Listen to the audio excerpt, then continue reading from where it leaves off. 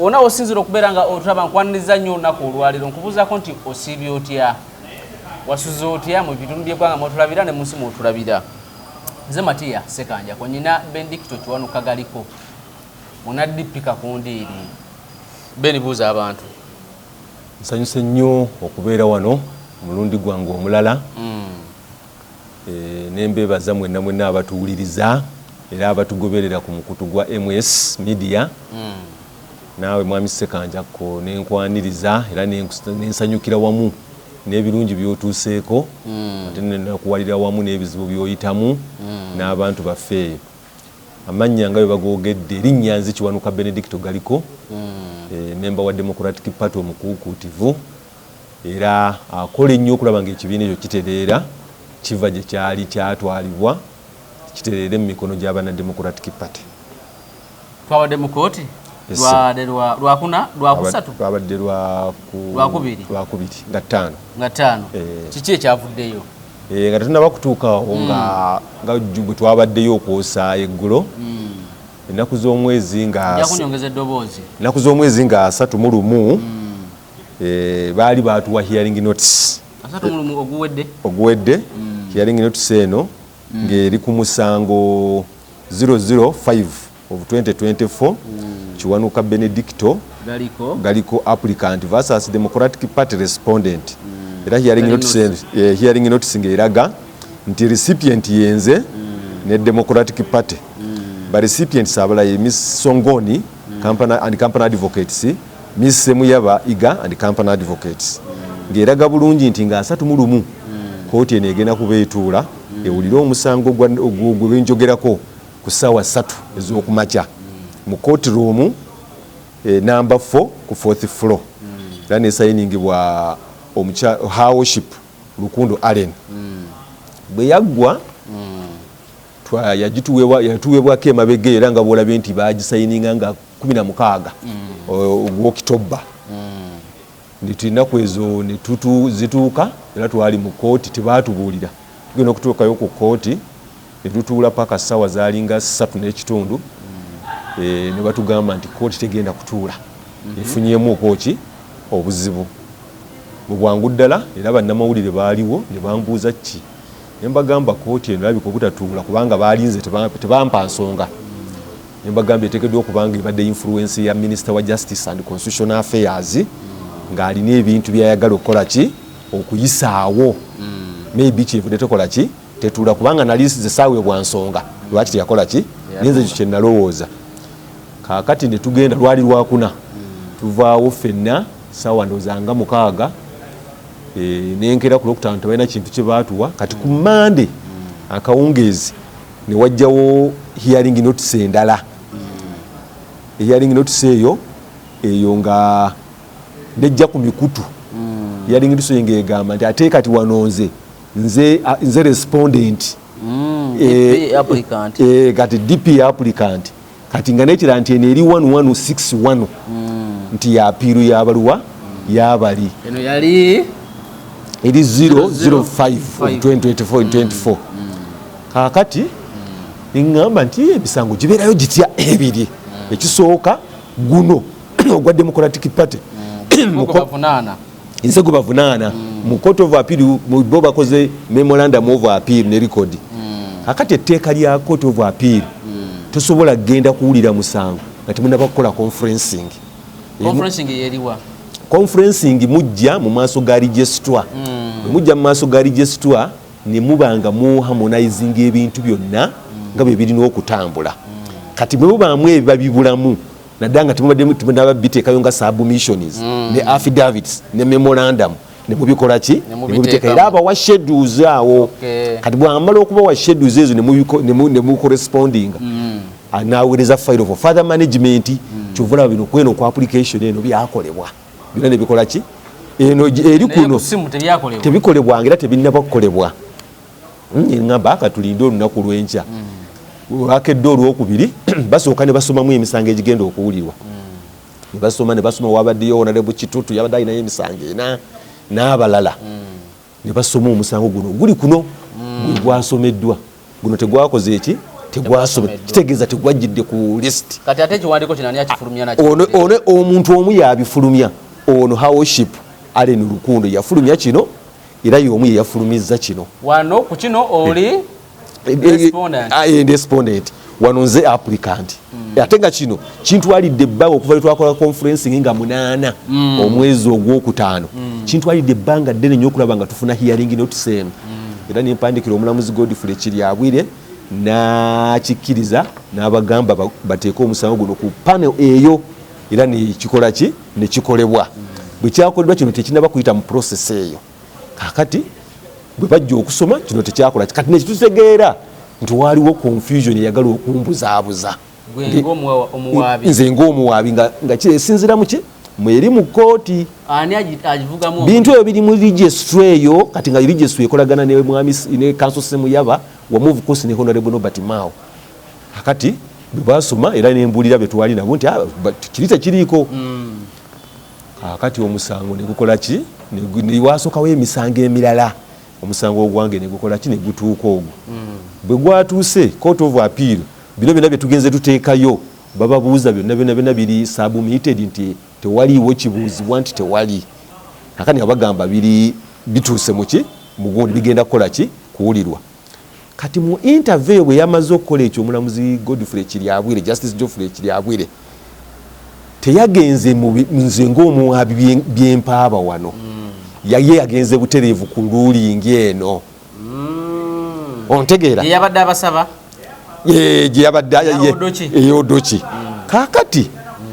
nze nawaaba naŋŋamba nti bajjeko notice of appeal ku kooti record okitegeera nze sigendanga mu kooti wabula bwe bamala okumpa ruling eno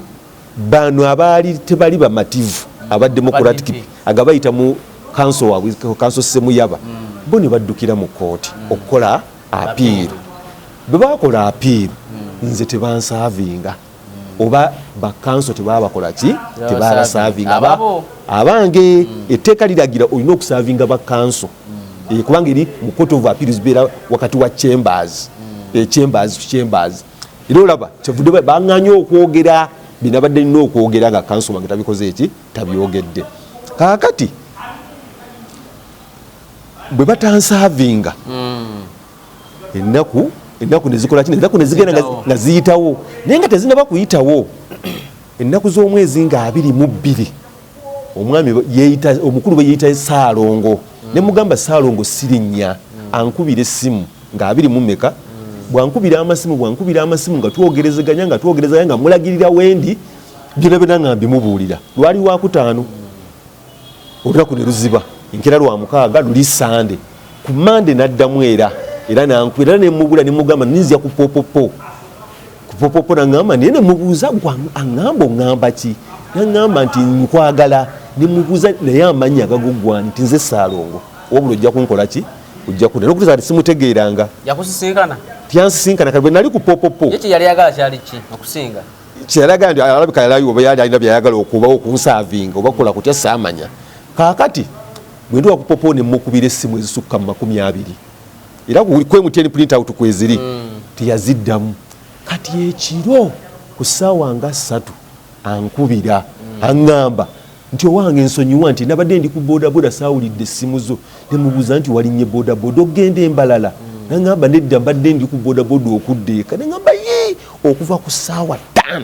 kwe nakubiridde paka ku ssaawa 3 ez'ekiro ne mugamba okay naŋŋamba tusisinkane ddi enkeera ne mugamba enkeera fine ngenda kubeera ku parliament ali nsisinkana ababaka ba parliament aba DP ne mugamba bwenva ngenda ku officer Dr. Lulume nkole press conference then bwenva ngenda ku Bukedde alina okusisinkana aba Bukedde ba mukulu Nkalubo then bwenva nzije ku CBS yali program yange ne mugamba sinawo kaseera ate kayiza wabula mu bifo ebyo woba onkola bwe tujja okwesinkana nangamba nenze njagala genda wammwe ne mugamba ye nenvaayo naye tekina buzibu ne mulagirira ebukeerere gyenkola ki gyenva agamba kale kakati obudde ne buziba nenze eri process nenjikola ki nenjimaliriza naye mukumaliriza process eyo ku parliament oyo mwami Kirya oyo ogundi Ismaili owabavubuka yajja nansiŋŋaanayo ontegedde bajja n'abantu abalala bwe tuva awo ne tujja wa Dr. Lulume ku office wali era ne bajja ne bansiŋŋaanawo nga ndi ku press conference naye tebalina kye baakola olunaku ne luziba ni bwentunga bwenkoze eki ennaku ne ziggwako okitegeera bwe zimala okuggwako tetwaddamu kuwuliziganya ennaku z'omwezi nga 9 omwezi ogwa Novemba bamukyala bamuyita Aisha Naggayi nankubira essimu nampita ku court of appeal nansavinga application bagiyita 1058 ye nga gamba nti nze nekweka simanyi ne bagamba naye kati bo basazeewo okusaba subsidy service tibankubira essimu okuva ennaku z'omwezi 19 neŋŋamba kale kati musango oguli mu kyemba zabalimu 2 naye nga zikulemberwa Ms. Lubega and Capital Advocacy tukyazawusi yenkola ki kwegenda neŋŋamba yafuna obuzibu takyasobola kujja mu kooti era naluli yaweerezanga kansolatifu kakati neŋŋamba yafuna obuzibu ku mutwe kakati nakwasa kansolatifu wa Kiku nga yatukola ki yatabulira omusango ogwo kale nno bwekyo bwe kyaggwa nemugamba nti neŋŋamba oli yali ampadde schedules neŋŋamba kale kati kangenda kwongerako kyembe yokumeka era nendaba Songone and Company Advocates era ne tujja ng'ennaku z'omwezi 15 Novemba ne tubeera nga tuli mu maaso g'omulamuzi Susan naye nga 12 namuwa instructions najja ku court record kati 15 ne tugenda mu maaso g'omulamuzi Susan mu bye baali bataddemu baateekamu omwami bamuyita Lubega Abdul Nasa nti yakola deponent tukita deponent affidavit yakuba ekirayiro ekiwagira empaaba yaabwe kakati kwe kugamba nti ono simulabangako mu binsonga za DP naye nga temumanyidde emyaka egiwera 30 ontegeera era tubeera nnyo mu nsonga z'omupiira neŋŋamba atuuka atya okuba ekirayiro ate nga twali naye mu budde buno bwe bumu tana kyeyakola ki kyeyaŋŋambako kwegamba nno n'ogenda mu MTN ne Airtel nenkola printouts zo ziraga bulungi nnyo abantu abankubira mu kiseera bo kyebakola nakola za mwaka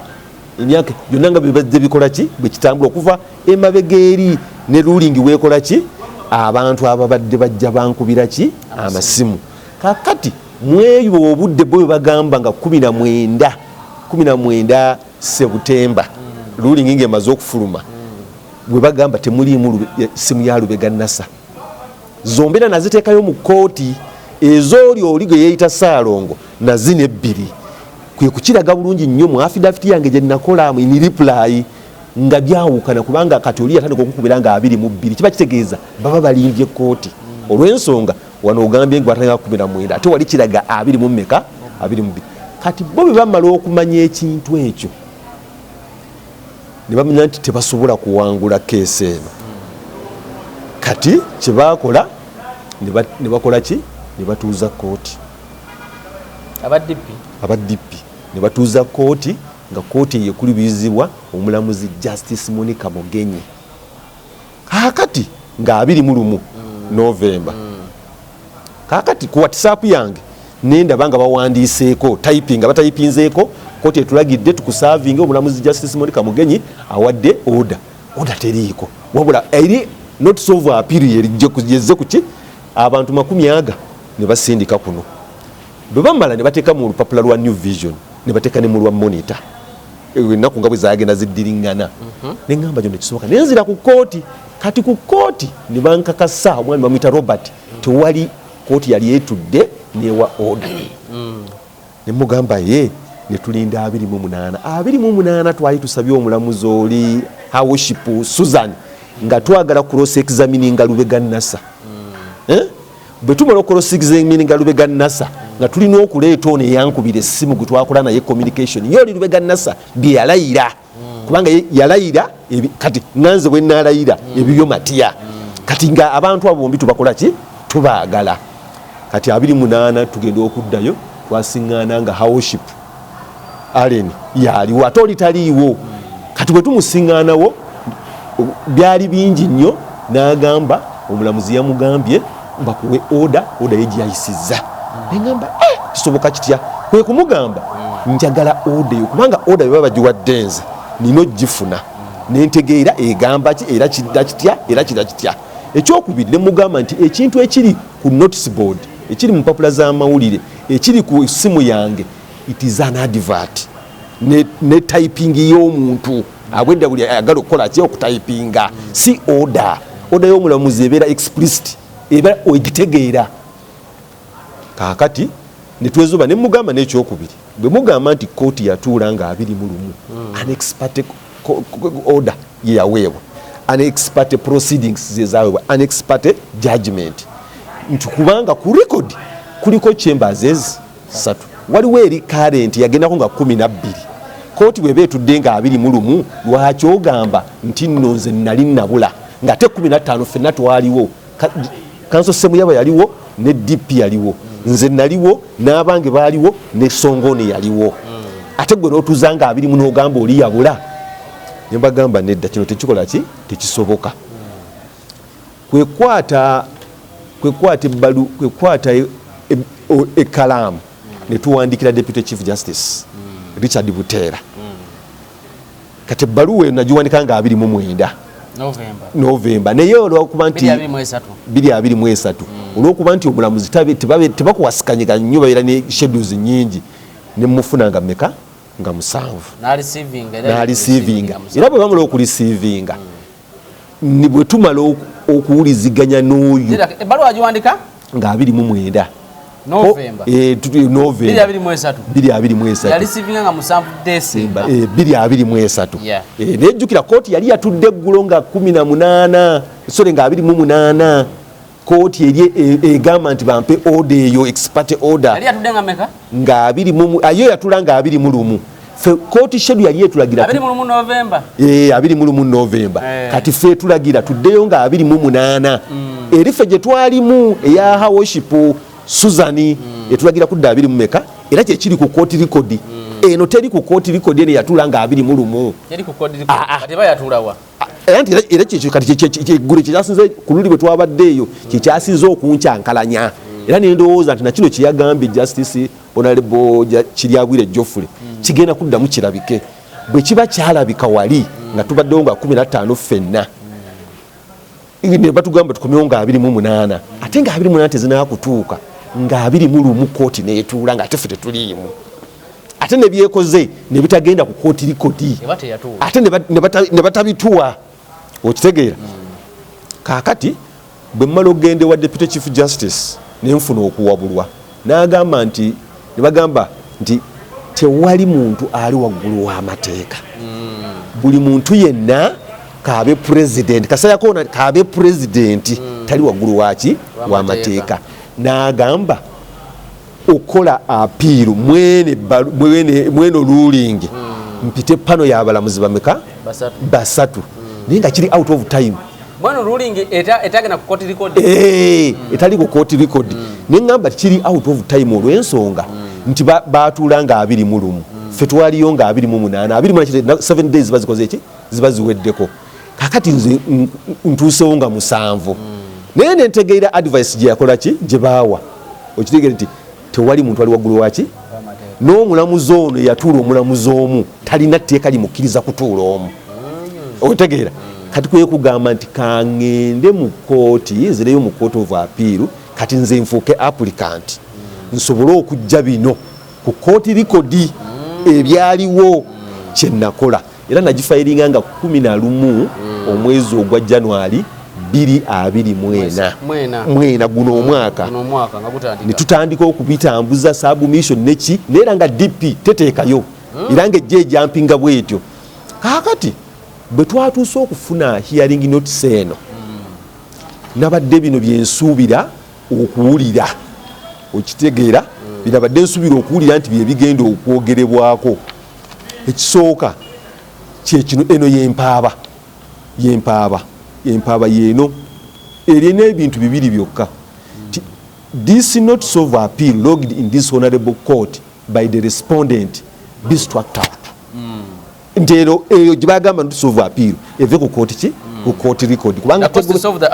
application be awarded to the applicant nze baba no zimpa kakati mu bintu binayogerako okwo nakolako okwo wano je tuyita brief affidavit explanation nga ngamba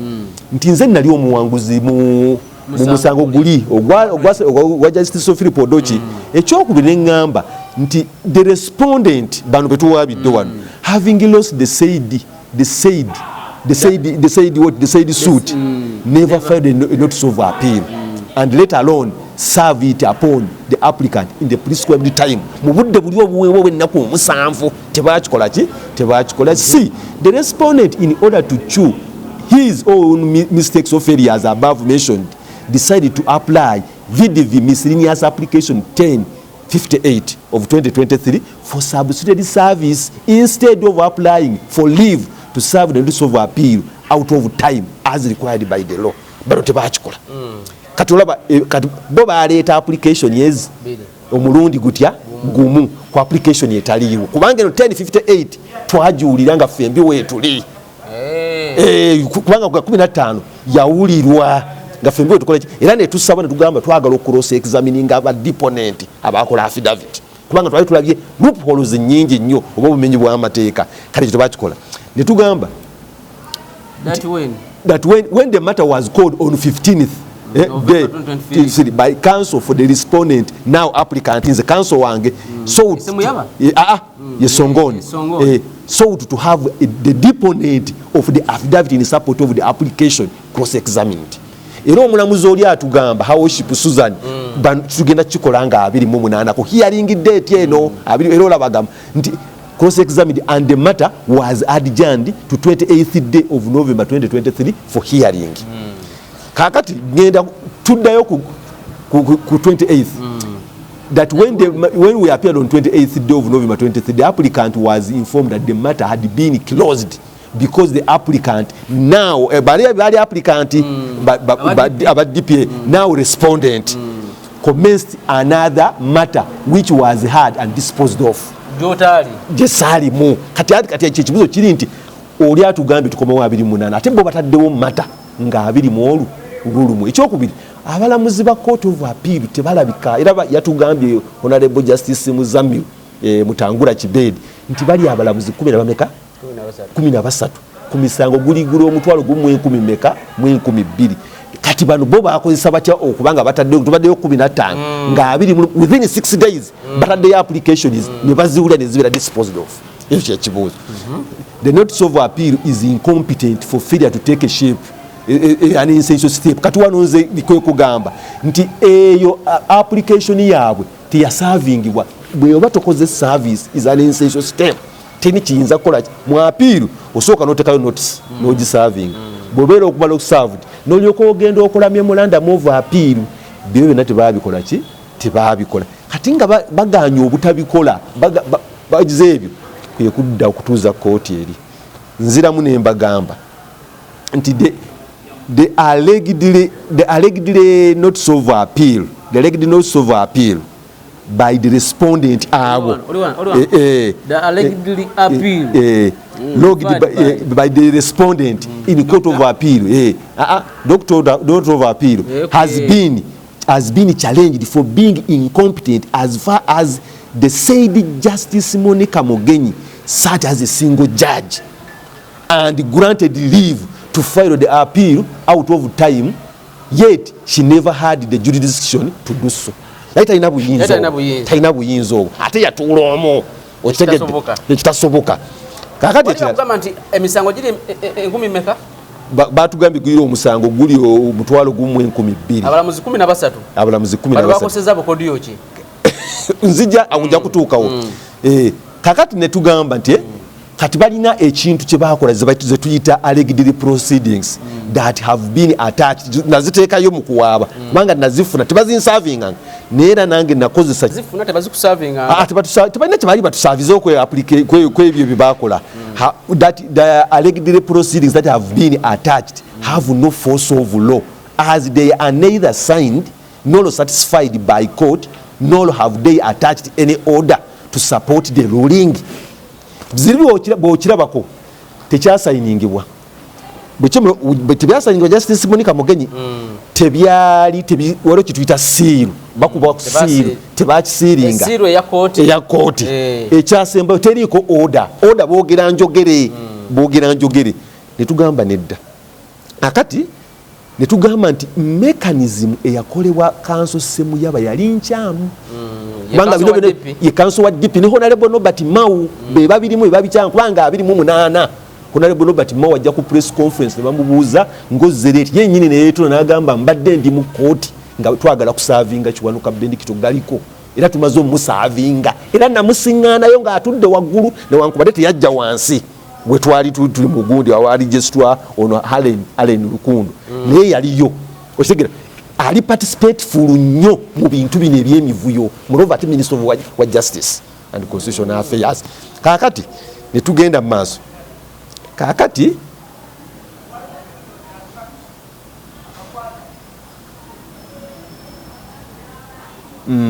kaakati ebyo bwe bitu byebikola ki byebiri eyo olw'ensonga nti buli kimu ekyakolebwa tekyagoberera amateeka omulamuzi yatuula omu teyalina buyinza ebyo byonna nga bebikoze eki kati twabadde tugenze wano tugende ku lwokubiri kati bwe twatuuse ku lwokubiri mu kooti bino byonna omulamuzi Godfrey Kiryabwire yabadde akulembedde pane eyo yagambye byatuuse era biri mu maaso gaabwe kati bwe yamaze okugamba ebyo kwe kugamba nti naye nze ayasose gamba bali basome orders zino kazo Semuyaba n'azisoma kati namba 1 n'agamba musobola okukola delegates conference kati okulaba ng'oyo mumuzaayo ne bagamba nti already bamaze emyaka 4 n'ekitundu ote tugenda kubanga tulonda omulamuzi yayogera ekyo omulamuzi yayogera ekyo bwe yatuuse ku order eno order namba 2 enkulu ennyo kati awo omulamuzi tiyawadde Semuyaba kuginnyonnyolera n'amutwala ku order namba 3 eya costs n'amubuuza yateekayo bill of costs n'amugamba nti nedda teyaziteekayo olw'ensonga tulina memorandum of appeal and record eri 1161 omulamuzi n'asirikaawo n'agamba naye sirabyemu positive order Justice Philip Odochi gyakola ki gye yawa tugenda mu maaso bwe yagenze mu maaso kwe kugamba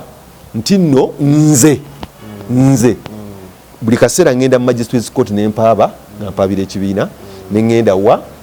wansi mu high court n'enkola ki n'empaaba n'agamba nti eri bo be balina obuyinza honorable justice oyo be balina obuki kusalawo ekyo ne bwe mba nga ngenze eri era bwe bakikola ki be bakisalawo n'andaga nti sirina kuddayo okukola ki kuwaaba naye bwe nabadde nkyali mu kooti omulamuzi oyo yennyini tulina wano wetwa omulamuzi oyo justice olwokubiri twade ku apiiru y'abali ku likodi kyabadde kyange naye ate apiiru y'abali yasaanikidde ebyange ku likodi ekikyo kyali kyakujja ku gundi ku kooti likodi kubanga teyagoberera procedure zonna kakati nga side bagenda wala ekizibu ekiri mu kintu kiri kyovulaba lwaki tebakyagala public nti ebintu biri bikuswaza abantu basatu babana asooka ye honorable minister wa justice honorable Nobert Mao okwetaba mu bintu ebiri fraudulent ebiri forgery ebitaliiyo ekyokubiri ekitibwa ky'omulamuzi oli kifa n'erinnya ly'abalamuzi kubanga ndi sure omulamuzi oyo teyeetaba mu bintu ebyo kubanga senga yeetabamu yali badde asayininga okitegeera era byali badde biri siru honorable Nobert Mao wa justice ne kanso Semuyaba wamu ne ba officials abali eyo mu registry bakola ki bebakola ekintu kakati ekintu ekyo olaba kyali kiriwo nga bitambula omulamuzi ne bamuwa alleviation n'agenda kati ali mu Supreme Court ali mu Supreme Court kakati bino ebintu tebaagala birabike era mu bantu era kyovudala lwaki jjo kululi ku lwokubiri kanso Semuyaba yabadde agamba nnyo honorable justice agenda maaso honorable justice nti jangu mu garden nti nno jangu mu garden babuza wali garden genda maaso nti oyo jangu mu garden kakati omulamuzi oyo Justice Kamonika Mugenyi nze lwakubanze sinza kifulumya niye kindaga ekifaananyi ku bintu byetulina ebiri before court teyakola ki teyetaba mu kintu ekyo teyasayininga n'ebintu bye bw'obisoma tayinza kuwandika nga buli after statement akola order aiso order tasobola teri mulamuzi akole bw'osoma eno ya Justice Philip Odoki ya ordalinga omulundi ogwo era ye order yaki naye bino byakolebwa Honorable Justice Minister Kanso Semuyaba kakati ekintu kyabe bakizanyira nnyo mu registry okitegeera era ne fayiro gye yali ebadde ebbanga lyonna nga nsitwagolingo gikola ki okugika tebaagala ikole ki ewulirwe kakati bwe twatuuse wano waabaddewo awatali bwenkanya olw'ensonga tebaagala kifaananyi kya mulamuzi ono kigende mu public ontegeera teyabiriimu bafojinga byabwe kati bamala okukola ekyo ne baddira ne Kanso Semuyaba kubanga kiri painful nnyo mu law society okubanga gwe kanso omulamba alina practice certificate wetaba mu bintu bifugana kalo bitya bwe kyovudola ku lunaku lwokubiri tiyabadde tagoberera order ya court obadde ye buli wagira ati nga ayimirira buyimirizu buli wayimiriza ono bagamba nga yakola ki kwegamba teyawadde mukisa eno kanso wange kubaako byakola ki nange ne bwe nayimiridde naye nayimirira ate omulamuzi attention n'agiteeka ku kanso ontegeera lwaki ayagala kuzibikira kino kireme kule yagambye omulamuzi nti ekizibu kye tulina nti nze ngenda ku social media nnyo okitegeera yakitegeera nti bwenva wali ebibadde mu kooti nina okujja nembyogera kati yamugambye emirundi egisukka ne mu 10 omulamuzi kuza yagambye Honorable Justice Kiryabwire n'agamba ze sirina buyinza gaana muntu yenna kugenda kubanga etali emu etali bbiri bingi nnyo okitegeera ekyo tuginaako ki kati bo social media nga bagicomplaininga ko ki ate kati bino tebaagala birabike mu social media tebaagala bijje mu public kumanya n'abantu abalala bagoberera amateeka bw'oba tunya proceedings ziri mu butuufu tezaakolebwa mulamuzi kati omulamuzi bamuteekawo buteezi omulamuzi ayinza atya okukola ruling oba order oba n'agoba nga agobedde proceeding nadde bataziteeka ku court record ekyokubiri n'abanga tazisayiningidde nezibanga tezisiringiddwa kooti nekyokusatu nezitabeerako n'okutuusa kati tetulina court order kakati ye bo kye baakola ne bamala ne bagira ne bateekayo ki memorandum of appeal and record nga tumaze okubagamba muleete bino muteekeyo written submissions kati omulamuzi Godfrey Kiryabwire mu kugira kwe kugamba nti nedda nti bwe tusoma wano basomye paragraph 48 omulamuzi oli Justice Philip Odoki agamba tagenda kumpa mandamus necessary olw'ensonga Gerard Siranda Honorable saamujoyininga kati bwemba saamujoyininga kitegeeza nti tagenda kumpa ki kyali kitegeeza nti agenda bagoba mu ofiisi kakati omulamuzi omu alina paragraph nyinyo ziyakola muno era omulamuzi omu bwe yali awunzika yakola ebintu ebi bisatu era Kanso Semuyaba yabisomye ng'omulamuzi Honorable Kiryabwire amugambye kati bwe yamugambye kati buye n'agamba talabamu positive order kakati awo nze kwekola ki kwe kubigaana byonna bwe nabiganye ye n'agamba nti nno Kanso Semuyaba n'asaba tugende mu mediation tuteeseganye omulamuzi oli kati bo ne bakikkiriza bwe bakikkiriza era omulamuzi n'agamba tugenda kubawa nani tugenda bajja ono Kanso Semuyaba yamusabye ne mediator ne bagamba bagenda kwerondako bo abalamuzi okubeereko mediator nenkigaanirawo era ye n'agamba nga applicant akoze eki aganye kakati bwe nayimiridde okunnyonnyola ebintu ebyo Kanso Semuyaba naye n'ayimirira okitegeera kati wali ate etteeka basinga libeera wakati wa kanso ku kanso kubanga ate kanso wange teyakiyimiridde kikola ki kinnyonnyola ekintu ekyo kyaliwo bwe twali wa Dr. Douglas Singiza nga 27 Singiza yasala ogwa Bwete bwe baleetereyo bwe bateekayo paragraph 48 n'agamba wano sirabawo okugoba ne mugamba nedda ekintu kino kiri kiriya omulamuzi ono yagamba buli kyonna ekyakolebwa kyali irigo okitegeera era bw'amalaawo n'atuwa ne definition ya illegality wano n'agamba nti illegality is when the decision making authority commits an error of law in the process of making the act. The subject of the complaint acting without jurisdiction or various or contrary to the provisions of the law or its principles are insurance of illegality. Insistence of illegality. Underlined emphasis. Underlined emphasis. Emphasizing. Kakati. Kwe kuyimirira bwe nali wa Justice Philip Odochi, sorry, Justice Singiza, ne musomera number 2 eno, order number a declaration that the decision of the respondent to announce the name of the office bearers of the respondent from a prepared list was illegal and in contravention of the constitution of the respondent. General rule egamba legality ne bwabeera 99 nga illegality nga illegality eri 1% egisangulawo biri byonna 9 yeah, a principle egamba nti illegality overruns everything era wogisiŋŋaana toddamu kubuuza bino nti ono teyaweereddwa mu kusaba gweyogerako once it was illegal. Otegera kakati kino nakyo njira Dr. Dagala Singiza n'akitegera ne mu paragraph endala eri 41 41 the applicant pleaded in the notice of motion that the respondent announced members on a pre-prepared list of the official bearers, including that of Secretary General. In his affidavit in support of the application, he deepened that the Electoral Commission chairperson announced members who had not participated in the electoral process, including Gerard Siranda, as the respondent's official bearers. The respondent did not rebut this averment. The respondent is therefore presumed to have accepted that fact. I therefore find that the applicant proved that the respondent did not conduct elections in accordance with the party constitution. Therefore acted illegally. Justice Philip Odochi. Yensaraye acted illegally. Bizo bazisomye bo basomye 48 yokka ochegedde kakati ekido ekirala yeke nnyini omulamuzi o Justice Philip Odochi ajja wano paragraph ndoze eri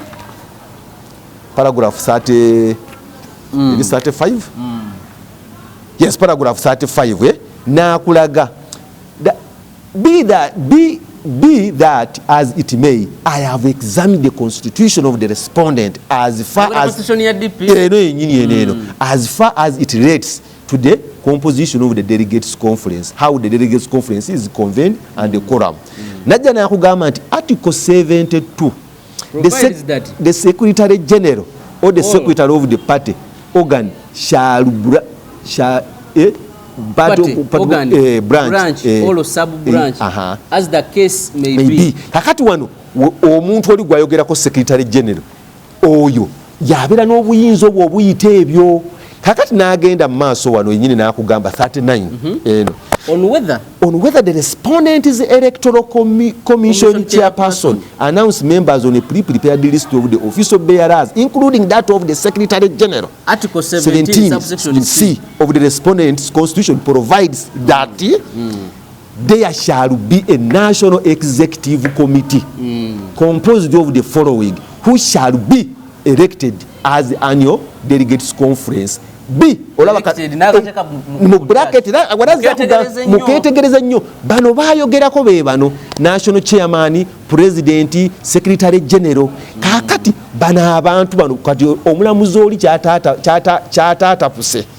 ye ayogera ku muntu nga Honorable Gerard Siranda oba Honorable Norbert Mao ono akugambye zino ze offices ezino okulondebwa aliwo kati bali batuukamu batya kujabwo ogamba tolabye of positive order bali batuukamu batya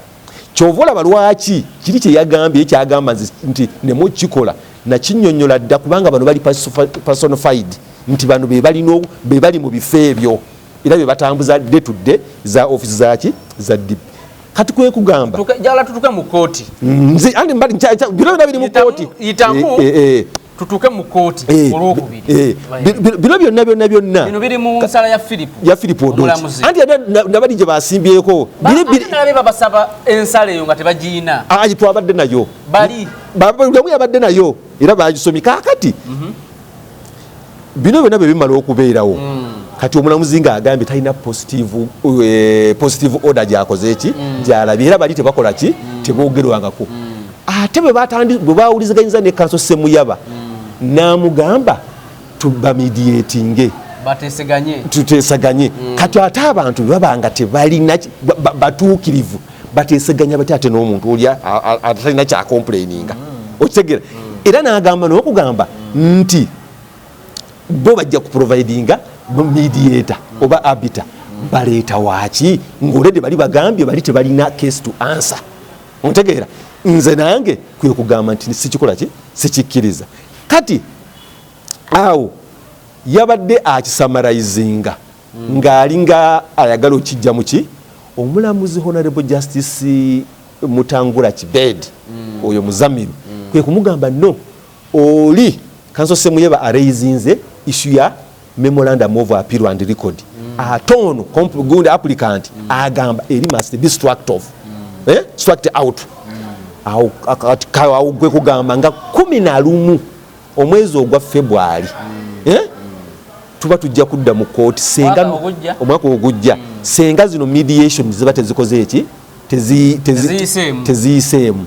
kakati ekibuuzo kiri nti tulina omusango oguli wa Dr. Douglas Singiza nga gugamba contempt of court orders okunyomoola kakati ekyansinza okunkwatako nekyasinza okukwata abantu egundi yeno yali ruling ya Justice Godfrey Kiryabwire Uganda Super League Attorney General Constitutional Application number 73 of 2023 Justice Kiryabwire cited Black as Law Dictionary 7th edition which defines contempt of court as a conduct that defines the authority or dignity defies further cited Harrisburg's Law of England volume 9 4th edition which classifies contempt of court into two categories: criminal contempt committed by words or acts that impede the administration of justice, and civil contempt which arises when there is a disobedience to judgments, orders or processes and involve private injury. Kati nze nakosebwa era mukosebwa kwe kubanga nakola ki nagenda mu kooti naye nga sinaba genda mu kooti nasooka kuwandikira ekibiina kya DP amabaluwa agasukka mu 10 tewaliwo n'emu gye bakola ki gye baddamu zonna ziri received era ne ku court record ezisinga gye ziri era kubanga justice erubu yazinsaba ne zigenda ku court record kakati olwokuba nti nkoseddwa tosobola kuŋŋamba toddayo kugenda mu high court toddayo kugenda mu magistrate court wabula jangu ewaffe ate mu tteeka tekikkirizibwa tosobola kutandikira mu appeal ye honorable justice Kiryabwire kye yayogedde yeerabidde statement eno yennyini gye yakola ki yakola kubanga emisango givaali waliwo omusango ogutatandikira mu court of appeal waliwo n'ogutayinyana mu court of appeal ogenda mu supreme court kati agamba nti ate tugende buli kimu mu court of appeal tulina kutandikira eri ontegera kakati lwaki nakosebwa we namala okukosebwa nga mbawandikidde baganye omulamuzi oli Justice Philip Odochi agamba the ruling of the land judge about the illegality of the election process and its outcome is a clear and self-explanatory. Omulamuzi oli ayo kyennyonnyolako kyokka nti bali tebaalonda ate tekali bagamba kukola ki kati ate gongamba ate nze ngende mu kisenge twogerezeganye nabo olwo bulobuzi bubu naavaawo butya olwokubiri omulamuzi amagezi ge yabawa ogenda mu kisenge kwogerezeganye oli yagasaba Kanso Ssemuyaba owa DP yali yabyogeddeko nadde eno wabweru nze nembigaana kati kyenjala otegeera ekirala omusango ogwa okujja gundi ku court record ogwayogerwako ki kati bo bagamba gugende mu February 11 mukyo nti senga basiŋŋanye nti nze nzikiriza netugenda mu mediation kitegeeza biri byonna ebikyafu ebiri mu kitongole ekiramuzi mu bantu n'abantu minisita akikulembera biba tebigenda kulabika. Olw'ensonga kati mugende nga mugamba tukompromisinze bwe tukompromisinze tukiriziganyiza ku kino na kino mwenga babajjawo mu kooti. Kati ekyo tekisobola kuyamba justice kubeerawo olw'ensonga nti era kati omuntu bwe ajja kujja n'ekintu ekibagamba nti order evudde mu kooti bajje bakukwate ggwe. Tevudde mu kooti atudde butuzi ku nasa oba n'atula wali wakasose muyaba n'akifooginga ekiri n'akirira ne bakola ki ne bakwata nti kooti ki kyova olaba twetaaga okumanya nti kooti eno bw'eba yafulumizibwa Justice Monica Mugenyi ekibuzo kiri lwaki teyasayininga lwaki proceedings ezo tezagenda ku kooti record kubanga zirabibwa oli mutu na wanyiga aziraba lwaki bino ebirala bino bye tulimu bino ebyange lwaki biri ku kooti record kakati toyinza genda mu kuteesaganya na Honorable Nobert Mao na gurupu ye olw'ensonga nti talina bantu bagenda kuteesa tukutulabula kinabiganye nze wabula nempa omukisa delegation ej'okulemberwa Honorable Dr. Lulume ne Meya w'Entebbe Kayanja Dipo bo bajja kulaba abantu bagana bo bagende boogeze sigenda kugenda nze ekyange kiggwera muki mu kooti kubanga njagala bino bimanyibwe ensi yonna ne abantu ab'amateeka bamanye nti omuntu ono bwati bwakola ki bwafaanagana. Ekirala ensisinkano zibadde nga nnya. Honorable Nobert Mao yasobola kusinkana na Lord Mayor nga tuli wa Dr. Semwogerere eyo naye mu bifo ebirala tebakkaanya era ne baawukana bubi nnyo era tebayinza kulabagana newankubadde bombi bamemba ba Uganda Law Society. Abookubiri yali Kenneth Paul Kakande ne Honorable Medad ne Mayor Wakiso Batia Lwanga Samuel Muyizi yali legal advisor ensonga era ne zigaana. Owokusatu yali Sulaiman Dr. Honorable Sulaiman Kidandala ne tuwa Dr. Semwogerere byakola ki bavumaganye ne Honorable Nambozi era tebikoze eki kakati nze ndi malayika gwe bagamba ffe tugende tuwuliziganye nabo nakyo kigenda kukola okitegera mu conclusion y'omulamuzi ku lwokubiri abalamuzi basatu muteeseganye DP naawe yese muyaba kyeyasabye yoli nakibayinga bwe yakibayinga abo ne mugamba kati munamateeka wange teyabadde nnyo kiriya kubanga bwe yayimiridde sisawudde bwakyogerako okitegeera so kati bwomuwaabi ogamba nze okuteesaganya nze sijja kubaamu naye ate sinza kusibira kibiina mabega bamemba b'ekibiina bagende bakole ki bateeseganye naye nze ekyange nja kulinda 11 kati ekintu ekiri mu ekyo February 2025 ekiri mu ekyo ekizibu kya DP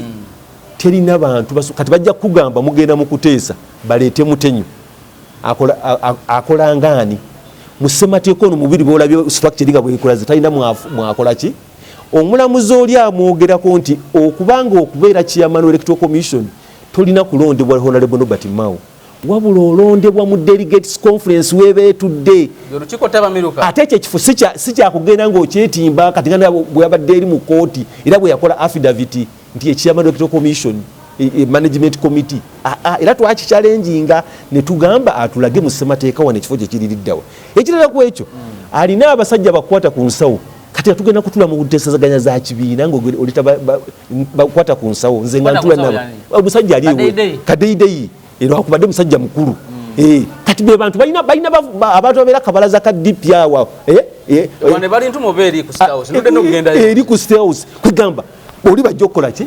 tetuyinza kubeera mwabo bantu abo tebalina kyebalumira kibiina owunzika ogamba nze kisooka nga sinaba kuwunzika nti ebintu bino ebyakolebwa Honorable Nobert Mao ng'ali wamu ne Council Semuyaba ne Registre nze bwe tuba nga tugenda mu kuteeseganya kooti erina kusooka kutuula bw'emala okutuula ne tubyogerako bwe tumala okubyogerako ne tutunulira ne tugamba ddala Honorable Nobert Mao nakkiriza nti yasobya otegeera nakino tekyali bwe kitundu tumanya nti eno order yawe basi order nakino ne tumanya nti obukyamu buli wano then tuyoka tugenda muki mu nteeseganya naye mu nteeseganya tulina okumanya baani abalina okubeera mu nteeseganya kubanga tulina okuteekayo abantu ab'omuzinzi nabo balina okuleeta abantu abalumirirwa ekibiina so si kuleeta bano abanoonya akawogo ba Mr. Mutenyo.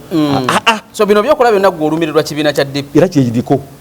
era senga sinduza saalinze senga kyaggwawo dda kubanga bw'otunuulira ebintu ebikyafu etasobola kwogerako wano mu budde buno ebiri mu kibiina ebikolebwa bo ne babiraga nga babiyita mu Mutenyo nti abyogerere bikyamu. Era kyovulaba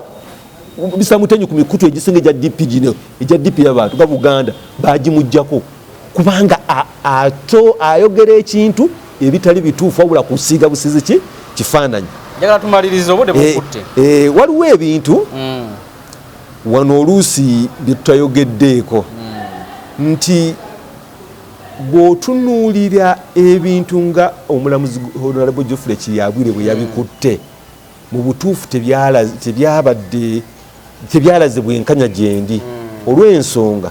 nga tebannabagenda ku kiri kyakugamba mediation babadde basooka ne batuyita obanga si mu open court ne batuyita n'abantu abamu nga Honorable Lulume kaba Honorable Lulume ne batuyita ne bagamba bannange eno ensonga ziri bweziti ne bweziti na zino ziri bweziti kituufu wano twasobya oba na kino kyali bwekiti naye we forward y'ekibiina eri etya okitegera awe waalivudde ekintu tugende mu mediation. Lwaki kiwa kino tukitegedde tusaba tukole kino na kino weekiti naawe okkirize kino weekiti ekyo kyekintu naye nga tutegedde nti nze byenkyalenjinga n'amabaluwa gemba wandikire nga tebagaddamu gategerekese nti weegali na kino kyali weekiti wabula tetulina kudda mu kino ne tusobola okukola ki okutambula ne twala ekibiina kyaffe maaso. Naye tulina ekizibu kya Honorable Robert Mao ye minisita wa ssemateeka ye yeetaba mu mivuyo yeetaba mu furakase kakati tugenda kutereeza tutya ekibiina ng'okoze bino nga bw'obiraba bwe tubizze tubyogerako ate n'olema okuhandolinga ekintu nga bwe kirina okubeera n'osigala ng'okyayita mu bantu babe nga baleeta ekifaananyi ekyo kiba kikyamu. Njagala okumaliriza nga nsaba okusooka kusaba kitongole ekiramuzi naddala pano y'abalamuzi abo ekulembera Honorable Justice Geoffrey Kiryabwire, Honorable Muzamiru Mutengula Kibedi ne Honorable Christopher nti basooke batunuulire interest z'ekibiina.